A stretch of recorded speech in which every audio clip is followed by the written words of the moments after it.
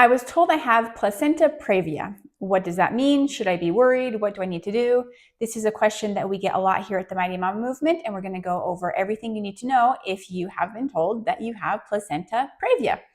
I'm Rachel Moises, a mother of 8. And I am Heather, a family nurse practitioner and midwife.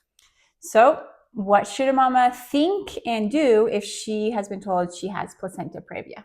So usually they'll find it at the 20-week ultrasound, the one that checks the whole anatomy and everything of the baby. And they may say that you have a partial placenta previa or a complete placenta previa, or, that the placenta isn't where they want it. It's too close to the cervix. And typically you want the placenta about 4 centimeters away from what's called the cervical os, which is the center of the cervix. Mm-hmm. So about 4 centimeters or greater. It's very common though, because remember the uterus isn't that big early in pregnancy. And so the placenta can be close to the cervix at that point. Now, why is this dangerous? Let's talk about that really quickly. It can be dangerous because if the placenta is over the cervix or too close to the cervix, when the cervix starts to dilate, the placenta is just, that's the bloodline, like all the blood, just tons and tons of blood vessels. And so if the cervix starts to dilate, then that can cause mom and baby to hemorrhage out very, very quickly. Like we're talking, minutes kind of thing here. And so those women are typically scheduled for C-sections around 36, maybe 37 weeks, well before labor starts, because you can't risk the cervix dilating away from the placenta and causing this massive hemorrhaging that can happen.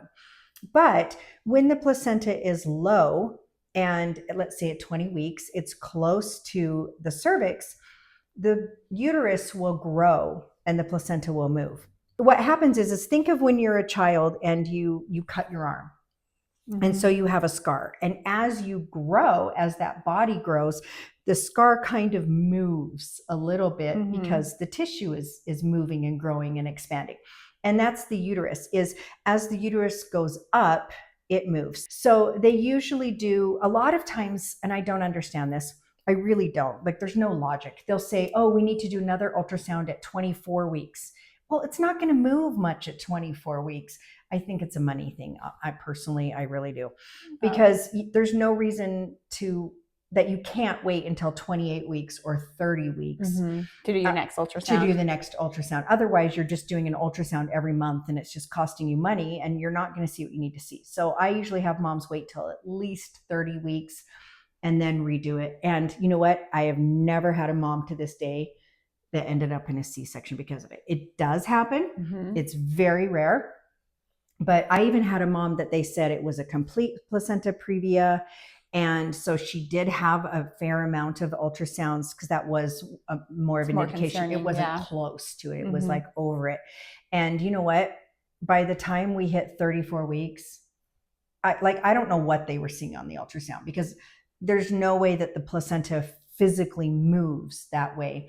I think that they must have grossly not known how to do the ultrasound, and because she had her baby just fine.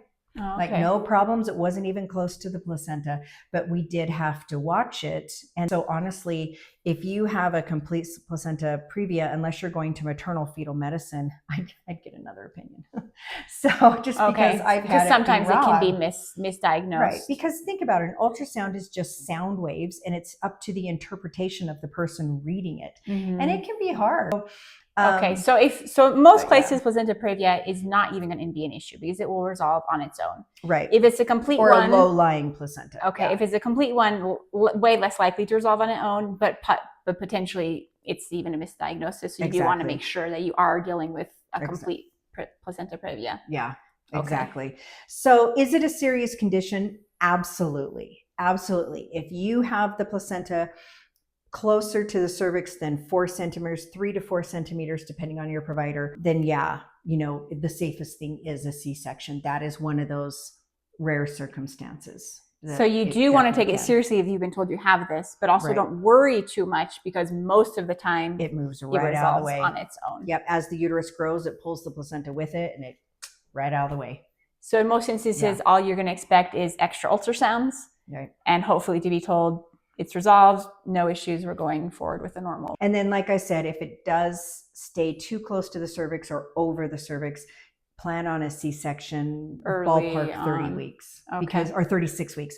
They do not even want you to dilate at all. And that's a situation where you're going to be very grateful for the medical interventions. So we talk a lot about how there's too many interventions and a lot of times they're necessary, but this would be a case where we're all grateful that we live in a time and age where we can diagnose the placenta previa and have C-sections to handle that. Exactly. And one thing with placenta previa, that's where if it is diagnosed or very close to the cervix, the tolerance for bleeding is almost nothing, because you can go from nothing to a full-on hemorrhage in minutes. And so they will be like, if you have a complete placenta previa and you start to, let's say, bleed a little bit at 34 weeks, you go immediately to the hospital. Yeah. So moral of the story, take it seriously, but don't worry too much. Yeah. Can we pull that off? Like I said, I've never had it from those early ultrasounds. I've never had a single person that they all resolved. So I've heard of it happening. I saw it once in the hospital, but that was it. Yeah. Okay. So odds are in your favor. Yeah. And hopefully you will be in the vast majority of women who don't have an issue with that. Okay. We have more videos, so watch the next one. And also we have a free online birth class, How to Give Birth with Practically No Pain, that you can check out. There's a link below if you want to learn how to give birth with very little pain.